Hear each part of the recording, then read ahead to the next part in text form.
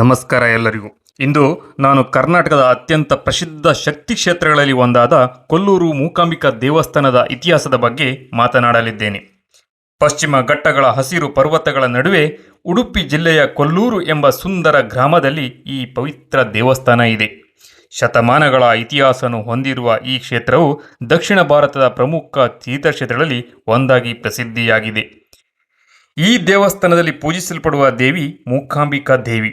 ಭಕ್ತರ ನಂಬಿಕೆಯ ಪ್ರಕಾರ ಮೂಕಾಂಬಿಕಾ ದೇವಿ ಎಂದರೆ ಪಾರ್ವತಿ, ಲಕ್ಷ್ಮಿ ಮತ್ತು ಸರಸ್ವತಿ ದೇವಿಯರ ಸಂಯುಕ್ತ ರೂಪ. ಆದ್ದರಿಂದ ದೇವಿಯನ್ನು ಶಕ್ತಿ, ಐಶ್ವರ್ಯ ಮತ್ತು ವಿದ್ಯೆಯ ಸಂಕೇತವಾಗಿ ಪೂಜಿಸಲಾಗುತ್ತದೆ. ಈ ದೇವಸ್ಥಾನದ ಹೆಸರು ಹೇಗೆ ಬಂದಿತ್ತು ಎಂಬುದಕ್ಕೆ ಒಂದು ಪುರಾಣ ಕಥೆ ಇದೆ. ಹಳೆಯ ಕಾಲದಲ್ಲಿ ಈ ಪ್ರದೇಶದಲ್ಲಿ ಮುಕಾಸುರ ಎಂಬ ರಾಕ್ಷಸನು ತಪಸ್ಸು ಮಾಡಿ ಅಪಾರ ಶಕ್ತಿಯನ್ನು ಪಡೆದನು. ಆ ಶಕ್ತಿಯಿಂದ ಅವನು ದೇವತೆಗಳಿಗೂ ಋಷಿಗಳಿಗೂ ತುಂಬ ಕಿರುಕುಳ ನೀಡಲು ಆರಂಭಿಸಿದನು.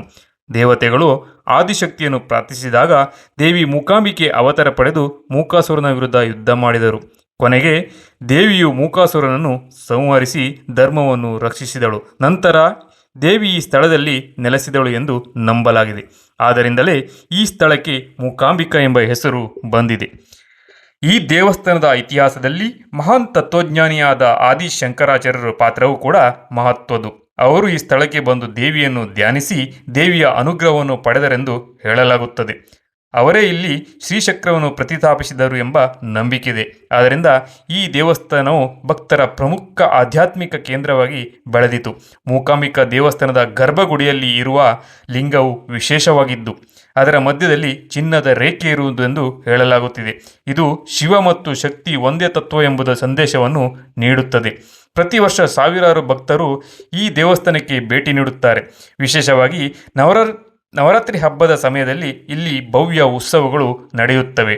ಅನೇಕ ಕುಟುಂಬಗಳು ತಮ್ಮ ಮಕ್ಕಳಿಗೆ ವಿದ್ಯಾಭ್ಯಾಸ ಆರಂಭಿಸುವ ಮುನ್ನ ಇಲ್ಲಿ ಅಕ್ಷರಾಭ್ಯಾಸ ಮಾಡುವ ಸಂಪ್ರದಾಯವನ್ನು ಕೂಡ ಪಾಲಿಸುತ್ತಾರೆ.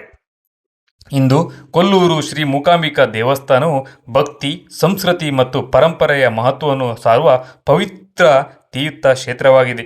ಇದರಿಂದ ನಮಗೆ ಒಂದೇ ಸಂದೇಶ ಸಿಗುತ್ತದೆ: ಭಕ್ತಿ, ಧರ್ಮ ಮತ್ತು ಜ್ಞಾನ ಯಾವಾಗಲೂ ನಮ್ಮ ಜೀವವನ್ನು ಬೆಳಗಿಸುತ್ತದೆ.